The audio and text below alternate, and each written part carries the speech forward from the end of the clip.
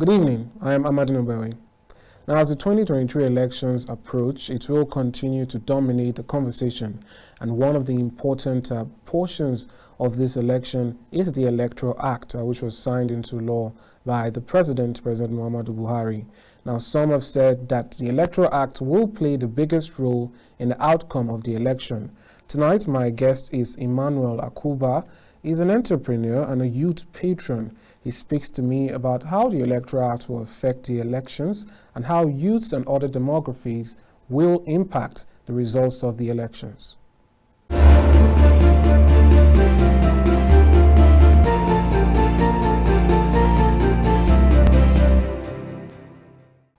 All right, Mr. Akuba, welcome to Top Talk. Thank you very much. All right, let's start with what you've been known for, which is your commendation of the Electoral Act. Now, why exactly do you feel it is, as you've been heard to say, that is one of the biggest achievements of this administration, and how much do you think it would affect the elections? Good question. The signed Electoral Act by Mr. President General Muhammadu Buhari, retired, in my opinion, is one achievement that is being under-celebrated in this country. And like I highlighted on the night of my award, I made it clear that considering the antecedents, reminiscing where we are coming from, as far as the electoral process is concerned, then we should begin to really appreciate what has just happened. On a serious note, democracy without a sanitized electoral process is just like a muddled water. It's unfortunate. We've had experiences where, in this country, where outright rigging procedures are not even followed. All manner of antics are being employed, but especially for those in power who want their vested interest to continue and all that. So now, like we've always known, the challenge for our development as a nation has been leadership. So what it means is that we are not getting the right persons to hold public offices. That's where we are having this leadership problem. So what it means is that the process involved through which leaders emerge is important. It's not just the product now, it is the process. And the signed Electoral Act has really helped us to begin to have that semblance of hope that all of a sudden our votes can count, because that is the whole essence of the signed act. So to me, in my opinion, Mr. President should be celebrated. Without apologies, is one of the biggest achievements that this administration bestowed on this nation, and we will remember him, even when he leaves office. I am so particular about that because going forward, Nigerian votes, we begin to count, even though, yes, there is no 100%, how would I put it, sanitized process.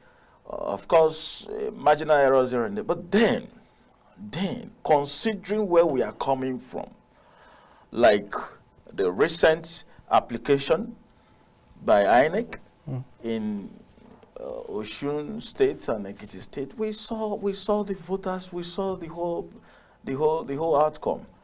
And you could witness, you could see the kind of joy in the land where people's will, the moment the result reflects the people's will, it's not hard to decipher.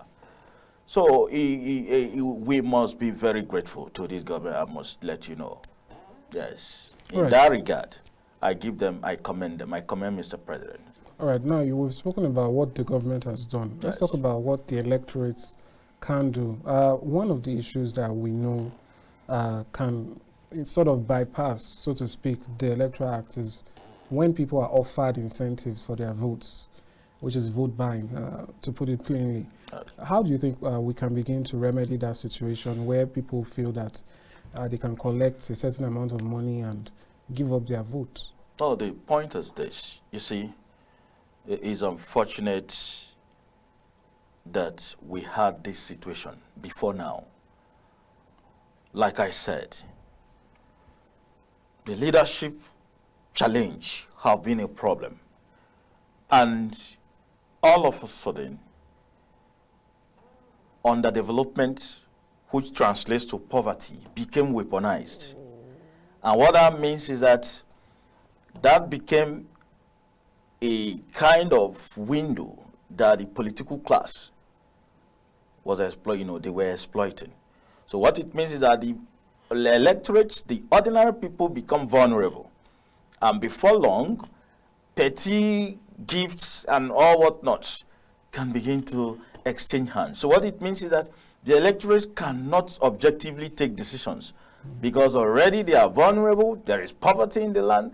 With a mere token of 5,000, 2,000 naira, which is, if I translate that to the dollar equivalent, you would just be so ashamed. And, people could just, the Nigerian electorate can be bought over on that token. So my point is that the blame still rests squarely on the leadership that have weaponized poverty to the extent that objectively the electorates cannot take decisions. And that is how vote buying came about. But I want to assure you that going forward with the process that have been put in place by the government, especially through INEC, I know that problem will be minimized.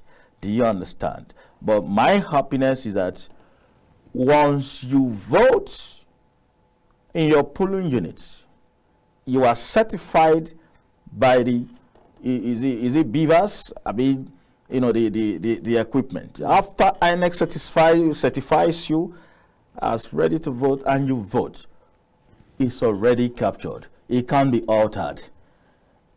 Do you understand? So the sanctity of that vote at the polling unit, that is what matters to people like us, because we are looking at how this influence could be reduced to the minimum at that level, so that at the end of the day, the people will surely get what they want. So now, to minimize vote buying, like you rightly asked, this is where platforms, organizations, civil society organizations, this is where they have to come in now.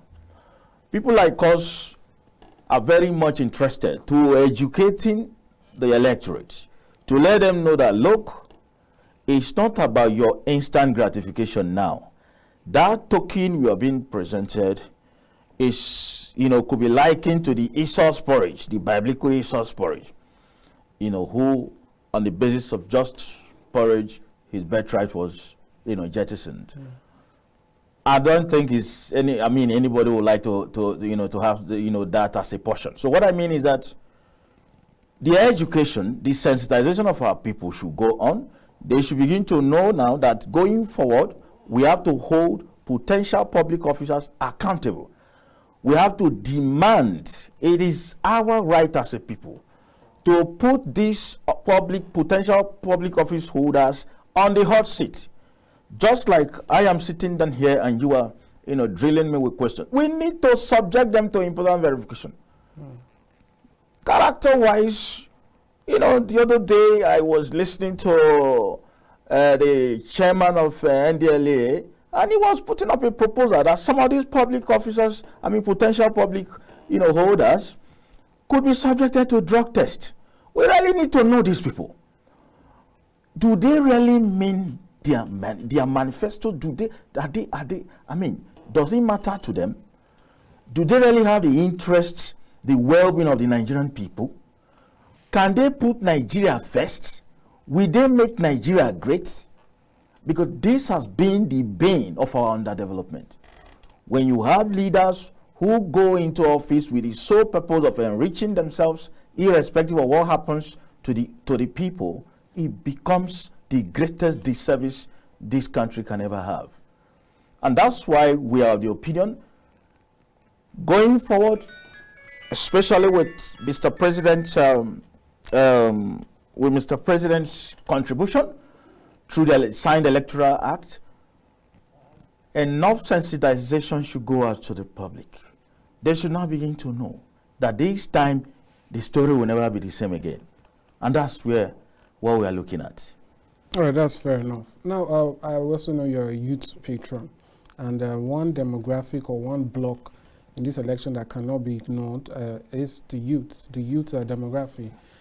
So, how do you, pass the message to them about their behavior or how they plan for this election? What's your advice to the youth, bearing in mind that there are some things on ground now that should, or people feel, might have an effect on the way youths vote or the way they move? I'm talking about, take for instance, students. They're on strike. They've been on strike. Not students per se, the educational system, the academic staff union. So it's expected. People say that, if it was in other times, once the election season is coming forth, the government will do its best to avoid strikes so that, they don't get backlash. And we also see that some students are planning or have actually barricaded roads to the airport and all that. As a youth patron, what's your advice to them? How should they handle this election cycle so that, however, whatever comes out, the results would be beneficial to their demography? It's quite unfortunate. I'm sorry I have to go a bit emotional because you can imagine an environment that kept stifling growth and development of the citizenry. And like I earlier pointed out, it all rests squarely on the leadership. Imagine young ones, for no fault of theirs, are caught in between two fighting parties, the government and ASUU. And like I've always asked some friends, what does the students benefit at the end of it all? Now that's another way, that's, by the way. Now looking at the issue of young ones vis-a-vis the political, climate or environment, it becomes a clear lesson because at the end of the day, the average undergraduate is above 18 years. So what it means is that they are eligible to vote. And this is one of the reasons that we are actually liaising with, these bodies, so that we now begin to let them know that quite agreed, things have gone wrong. But there is hope. There is hope. There is light at the end of the tunnel for this country. How it will happen is through democratic process and democratic participation. So we are encouraging them, galvanizing them, and letting them know that the power is in their hands. Thank God that this happened. So what it means is that issues like the industrial action at the tertiary institution is already one of the cardinal programs that should be used as a litmus test for these, potential public office holders. We want to hear their viewpoints. We will be organizing town hall meetings. It's no longer those jamboree carnival rallies they call, you understand, and jump around the stadium and all that, and they just, they have a way of exciting the people, to them that is a campaign, and the next thing, someone has emerged. It's not going to be that game, this time around. There is going to be a conscious engagement of these potential public office holders. We will want the young ones to engage them. A panel discussion. Tell us what you have. Tell us why you are contesting this office. And tell us what you have for us.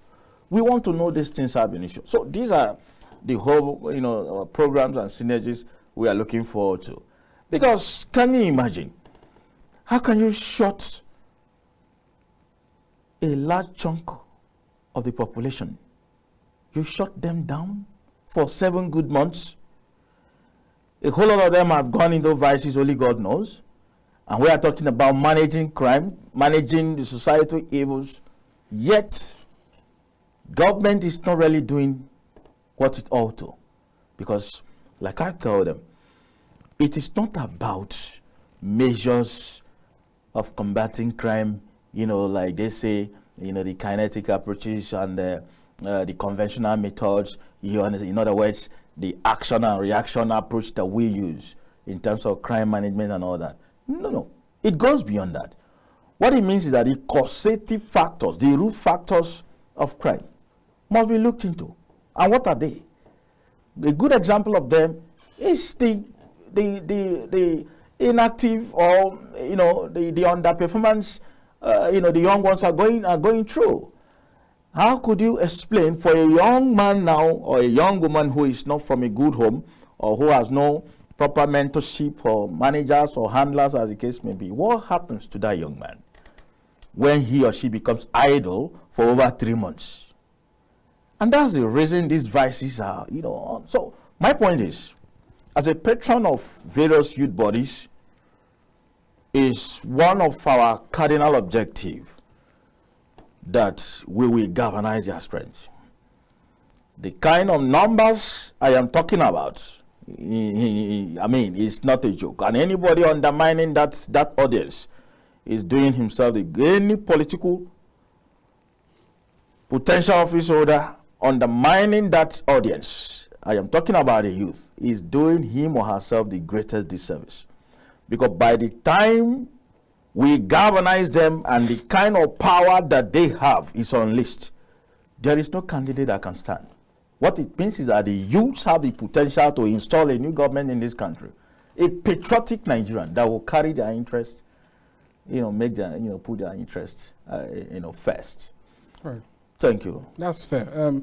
Well, I would like to get your thoughts on the latest development on this issue of the strike. We've just seen now that the appeal court has once again ordered ASUU to call off their strike. What are your thoughts on that approach to solving this issue? Well, for me, it's a good one, because at the end of the day, the judiciary, like they say, is the last hope for the common man. Mm-hmm. I am more particular about the students. The tussle between the government and the ASUU as a body, in the first place, was not necessary. If the cardinal interest, if the main objective of that issue was for the interest of the students, there would have been a way of going about it. All over the world, there is always room for negotiation. Mm. Now, if the government of the day decided to go to court, maybe because they were exhausted all channels of, then good. Why I say so is that when you resort to the judiciary, what it means is that let's test the law. And thank goodness the law has spoken. And I think ASUU, as a responsible body, will not renege. They will obey the law of the land. You understand? Mm. So it's a good development, because at the end of the day, we want to see how these young ones return back to school. We want to see how these young, me talking, why I'm a bit emotional is that my generation suffered most in this country because of industrial action. Those who were in the university by 94, 95, 96 will confirm what I am saying. We lost almost 2 sessions. We did not get compensation. That is the annoying part of it. Let me paint a scenario to you, why it is of concern. Each time ASUU goes on strike for most issues that concerns them, of course, the facade, I'm sorry I am using this word, the basis of the strike is always on this whole notion, improvement of educational sector, all that. That means on the face value, it is for the upliftment of the education sector. That is what ASUU says. But at the end of it all, you embark on industrial action, time is lost, the students will come back. Sometimes they say the session is cancelled, like in our own case, we lost 95, 96 session in our own case. We had to repeat. 95, 96 section became 96, 97 session. No compensation was given to us. We are talking about producing graduates that will add value to our environment. Yet you subject them to this kind of torture, and nobody thinks about its psychological effect. Nobody imagines a young man that spends 6 years for a 4-year program, and it doesn't matter to those who are in office. Now, when the salaries and working conditions of the striking lecturers are improved, what does the student benefit? Just like we just had the development today. Good. Congratulations to all parties. If ASUU will not proceed to Supreme Court. But if this judgment now at the Court of Appeal subsists, that means they have gotten to a junction. Now, the only benefit at the end of the day is that students will return back to school. But my question now is, what happens to the time the students have lost for the past 7 months? Will they have automatic promotion to the next class without satisfying their course requirements? So at the end of the day, the students suffer. And where it is so painful is that the bulk, the majority of this population, this young population, are from the average homes. And this has been a deliberate, I wouldn't just know how to classify it. Whether it's deliberate or I just cannot understand. Where we deliberately underdevelop our citizens. And like I said, this is where the leadership issue comes in. Because at the end of the day, when you have the right leader and the right offices, then we will begin to know that, look, when issues like this come, this is the angle to the solution. This is how we're going to approach it so that the people doesn't suffer unnecessarily. In other words, we have to begin to search, to look for a government that cares about its people. That's very fair, and I hope that does get to the right ears. But speaking about the court issue, though, is there any sense that the teachers who are forced to teach might not do it with the seriousness or the zeal or the way they are meant to do it? Because that's one of the things the ASUU chairman said, that if you have to go and treat yourself with a doctor who has been forced to treat you, would you go to that doctor? In that respect, do you think this might actually reduce the quality of education that the students might be getting? In fact, you see, that is another angle to the whole scenario. He is correct. Because if at the end of the day you are being forced to do what is not on your mind, definitely, I don't know, your output in terms of service delivery, your guess is as good as mine. But the point is,